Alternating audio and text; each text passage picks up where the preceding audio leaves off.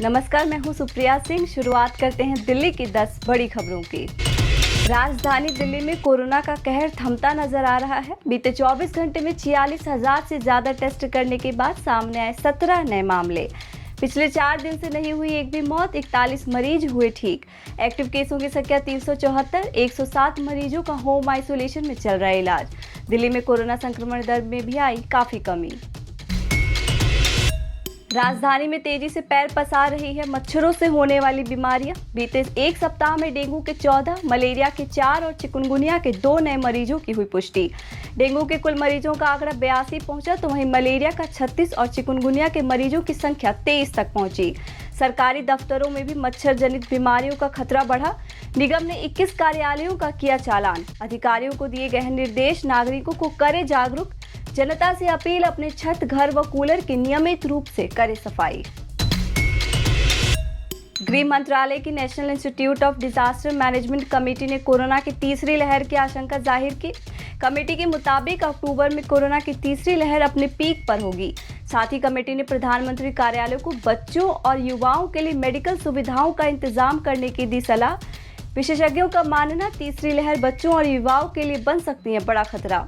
Report के मुताबिक देश में बच्चों के लिए मेडिकल सुविधाएं, ventilator, doctor, medical staff, ambulance, oxygen की करनी होगी पर्याप्त व्यवस्था।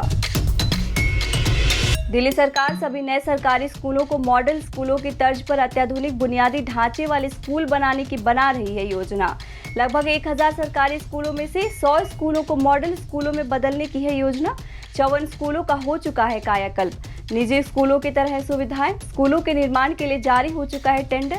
ये स्कूल जहांगीरपुरी, आयानगर, द्वारका सेक्टर, रोहिणी, रघुबीर नगर क्षेत्रों में बनाए जाएंगे।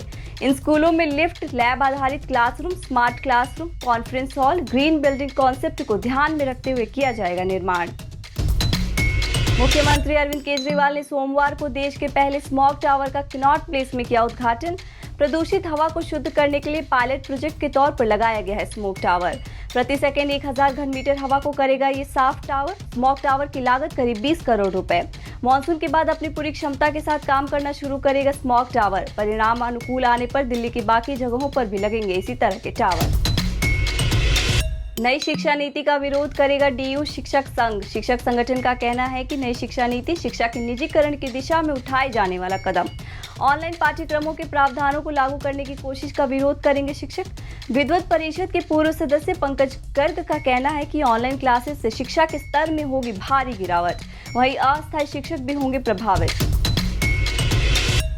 दिल्ली महिला आयोग की बड़ी कामयाबी। आयोग ने नरेला इलाके में देह व्यापार कराने वाली महिला से 3 नाबालिग लड़कियों को छुड़ाया।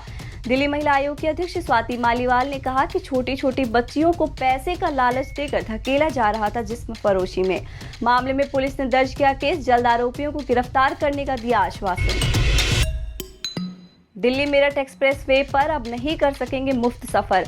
रेलवे ओवरब्रिज तैयार होने के बाद national highway authority of India ने परिवहन मंत्रालय से टोल वसूली की मांगी मंजूरी मिलने के बाद सराय काले खां से मेरठ के बीच 1 सितंबर से टोल लगना हो जाएगा शुरू। दिल्ली मेरठ एक्सप्रेसवे देश का पहला एक्सप्रेसवे होगा जिस पर पूरी तरह से दूरी के हिसाब से टोल वसूली होगी। चलते वाहन से फास्टैग के जरिए टोल वसूलने वाला भी होगा ये अपनी तरह का पहला एक्सप्रेसवे। पंजाब में किसान आंदोलन की वजह से रेल यातायात व्यवस्था हो रही है प्रभावित।